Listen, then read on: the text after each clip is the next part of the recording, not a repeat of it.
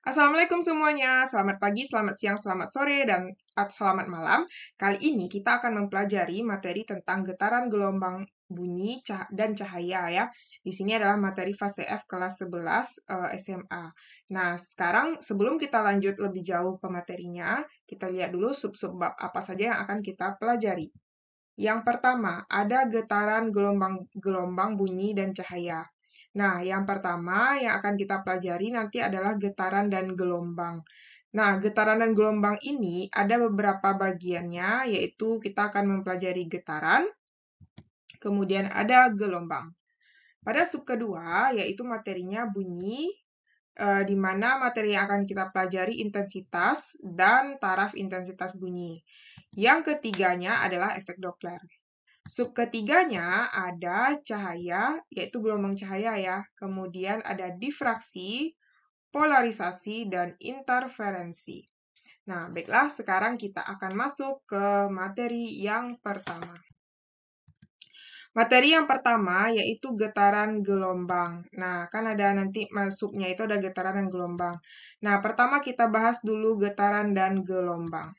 Nah, di sini getaran itu contoh yang biasa kita ketahui adalah pada itu ya, pada gempa bumi pada kejadian gempa bumi itu kan bumi kita bergetar ya. Nah, bumi bergetar itu akan menimbulkan gelombang ya. Nah, jadi nanti di sini contoh getaran dan gelombang yang sering terjadi itu yang pernah kita amati. Yang pertama ada gempa bumi ya. Ada gempa bumi. Nah, kemudian juga ada pada gelombang air laut.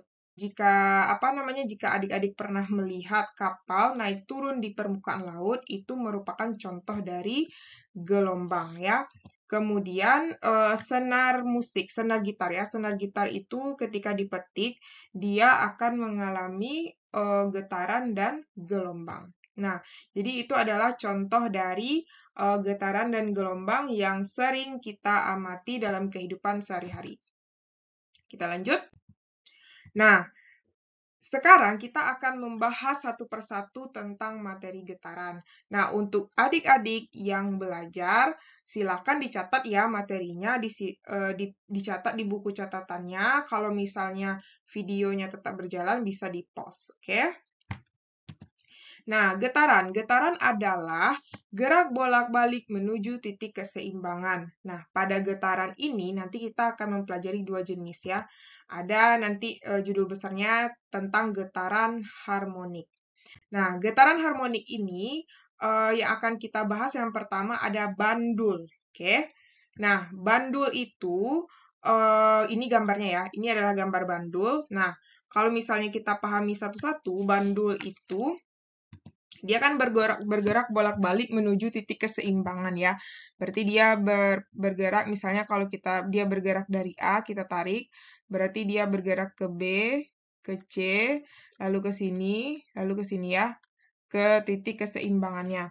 Misalnya kalau dia bergerak dari titik A, berarti nanti kapan dia dikatakan satu getaran? Satu getaran itu apabila dia bergerak dari A, B, C, kemudian balik lagi C, B, A. Ya, jadi dari titik awal kembali ke titik awal. Nah, kalau misalnya setengah getaran. Nah, setengah getaran. Setengah getaran itu berarti dari A, B, C, atau bisa juga C, B, A. Oke. Kalau dia seperempat getaran berarti dari AB, BC, atau bisa juga CB, bisa juga BA. Oke. Nah, itu namanya adalah getaran yang dialami oleh bandul. Oke. Sekarang kita bahas tentang masih bandul ya, besaran-besaran fisikanya. Nah, kalau di bandul itu kita akan membahas yang pertama nanti ada periode. periode. Nah, periode itu lambangnya adalah T. Dan ada nanti frekuensi. Frekuensi itu ada F ya. Periode itu kita rumuskan dengan titin ya. T per N. Jadi waktu dibagi dengan banyak getaran. Sedangkan frekuensi itu adalah fanta. N per T. Oke, jadi T itu adalah periode, satuannya sekon. T adalah waktu, juga sekon ya. N adalah, ini sekon ya. N adalah banyak getaran. Oke, banyak getaran. Nah, sedangkan sama ini ya, berarti sedangkan F itu adalah frekuensi. Satuan dari frekuensi adalah Hertz. Oke, paham ya adik-adik? Nah, kita lihat contohnya. Misal diketahui jika waktu getaran bandul diketahui T-nya adalah 10 detik dan N-nya misalnya 2 getaran. Lalu berapakah nilai, berarti yang ditanya misalnya periode dan frekuensi. Nah, kalau kita mau mencari periode, berarti T sama dengan T per N kan? Berarti 10 per 2 sama dengan 5 sekon. Sedangkan frekuensi T per N, berarti N per T, sorry. N per T ya. N per T. N per T itu adalah 2 per 10 sama dengan 1 per 5 Hertz. Nah, kayak gitu kira-kira ya. Oke, kita lanjut. Nah, sekarang kita lihat apa namanya tuh besaran fisika pada bandul. Tadi kan kita udah bahas materi frekuensi dan periode. Sekarang kita bahas tentang gaya pemulih ya. Nah, gaya pemulih. Gaya pemulih pada bandul. Nah, gaya pemulih pada bandul itu dilambangkan dengan Fp ya. Nah, kita lihat di sini gaya pemulih itu, ini kan ketika bandul ditarik, ini dia memiliki amplitudo, ya kan? Ini namanya amplitudo ya. Kemudian kalau kita belajar di hukum Newton, di sini kan ada L. L ini panjang tali kan. Terus di sini ada W. Nah, kita jabarkan di sini, ini ada sudut kan, theta. Jadi kalau kita jabarkan di sini, ini theta, di sini adalah W, di sini ada W cos theta, oke. Di sini ada W sin theta. Nah, berarti kan bandul itu kan dia bergeraknya ke sini nih, kita tariknya ke sini kan. Berarti Fp-nya itu adalah, ya, gaya pemulihnya itu, Fp sama dengan berlawanan arah ya, min Mg, min W ya, min W sin theta. Nah, min W-nya itu kita jabarkan jadi M kali G sin theta. Nah, kita kan udah belajar ini kan, apa namanya, sudut kan. Jadi, di sini min Mg sin theta.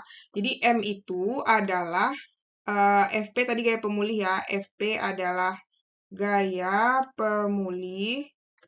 Satuannya adalah Newton. M adalah massa, satuannya kilogram. G adalah gravitasi ya, gravitasi nilainya 10 meter per sekon kuadrat atau bisa juga 9,8 meter per sekon kuadrat. Terserah nanti ya.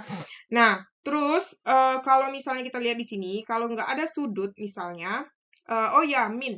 Minnya ini artinya adalah berlawanan arah dengan gerak ya, itu artinya min. Oke, nah kalau misalnya dia nggak ada sudut, nah kita lihat di sini ya, kan di sini tadi amplitudo, di sini L, di sini sudut. Sin theta itu apa rumusnya? Demi ya, depan miring, ya kan? Sin itu depan miring.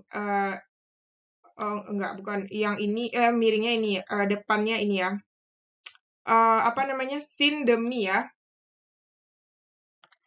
Nah, ini sudutnya, oh ya, sudutnya di atas ya, sorry, salah nih. Nah, sudutnya di sini kan. Demi, depan miring. Depannya adalah A, depannya A, ya, depan sudutnya A, miringnya L ya. Berarti bisa kita ganti nanti. Sin-nya itu adalah FP sama dengan min M kali G kali A per L ya. Nah, kayak gitu.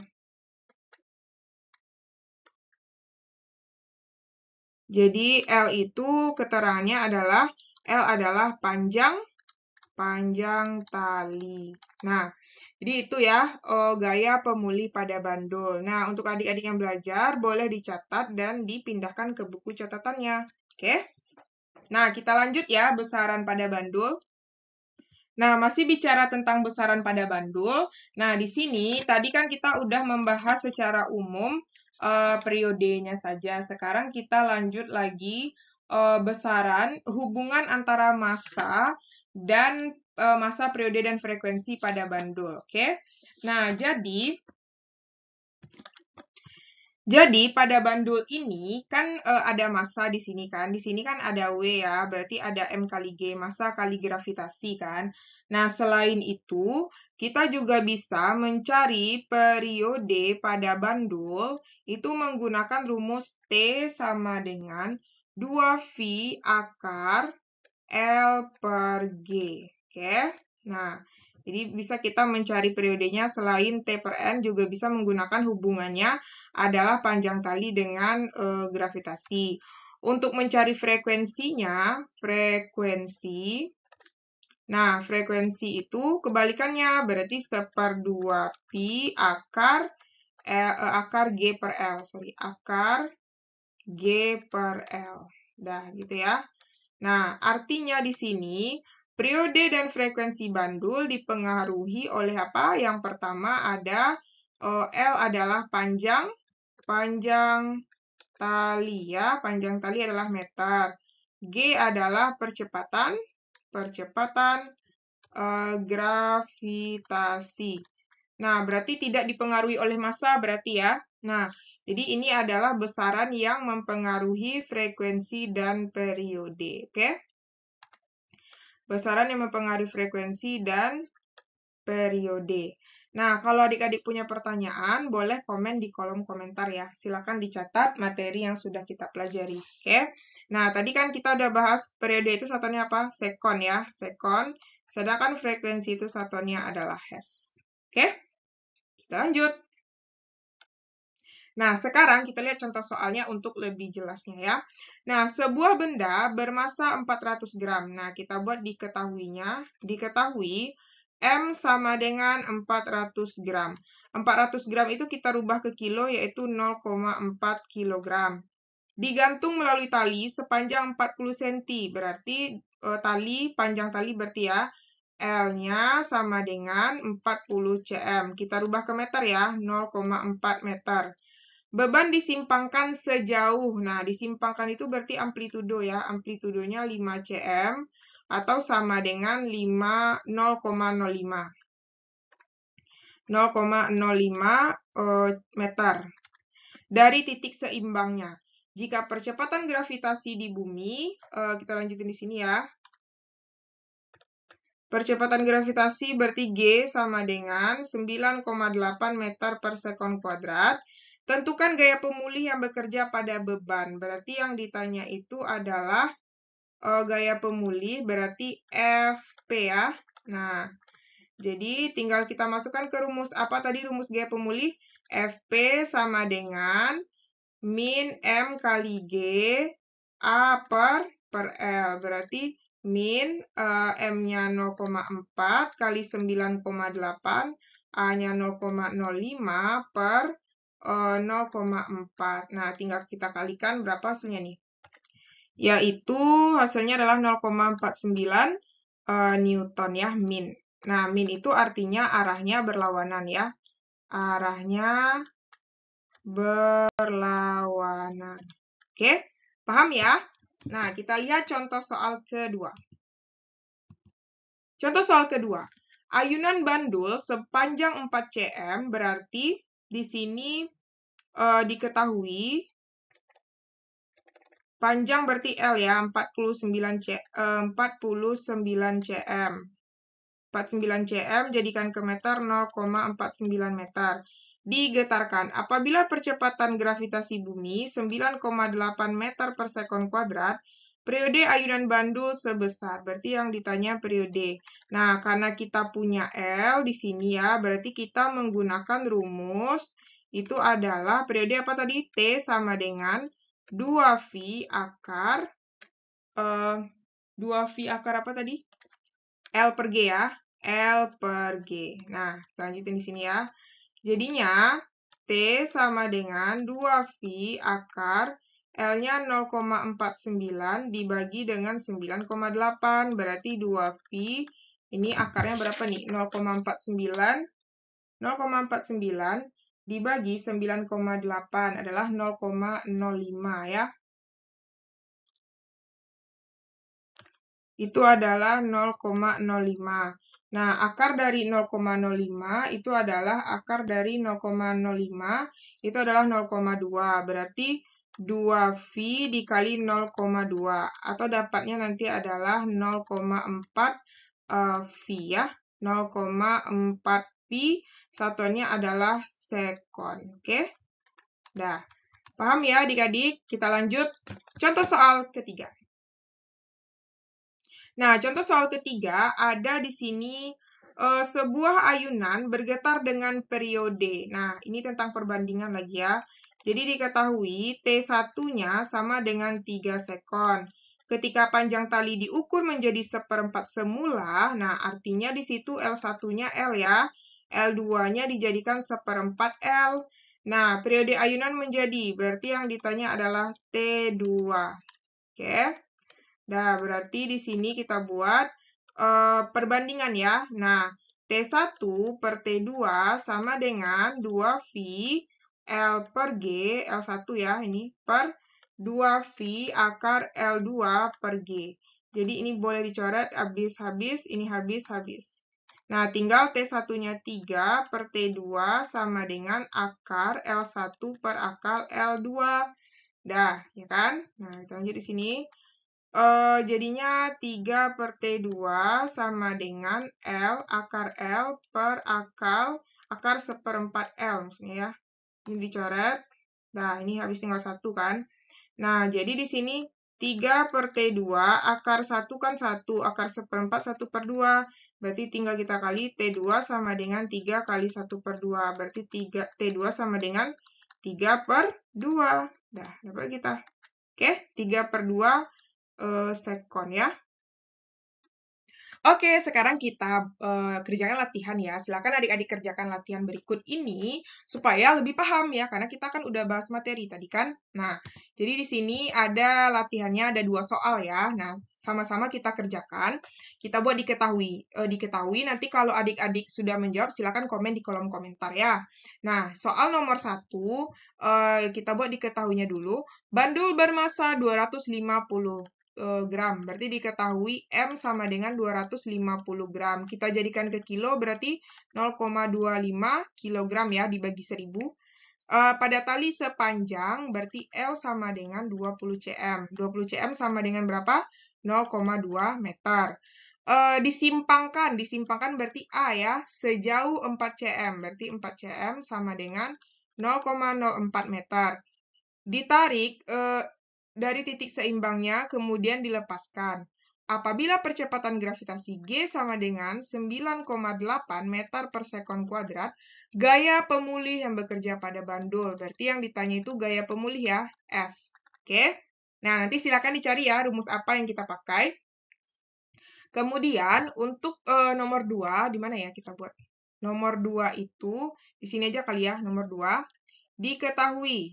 Nah, nomor 2 itu katanya, sebuah ayunan sederhana dengan panjang tali sepanjang L, berarti L1-nya sama dengan L. Digetarkan, periode ayunan sebesar, berarti T1-nya 2,5 sekon. Apabila panjang tali dikurangi menjadi 1/4, berarti L2 sama dengan 1/4 L. Nah, yang ditanya, periode getarannya, yang ditanya adalah T2. Dah, nanti silakan jawab ya pakai perbandingan. Perbandingan apa? T1 per T2. Kayak contoh soal sebelumnya. Oke? Paham ya adik-adik? Semoga apa yang kita pelajari hari ini bisa adik-adik terima dengan baik dan dicatat dan dikerjakan latihannya dengan baik dan benar. Oke? Nah, untuk materi selanjutnya kita lihat pada video pembelajaran selanjutnya.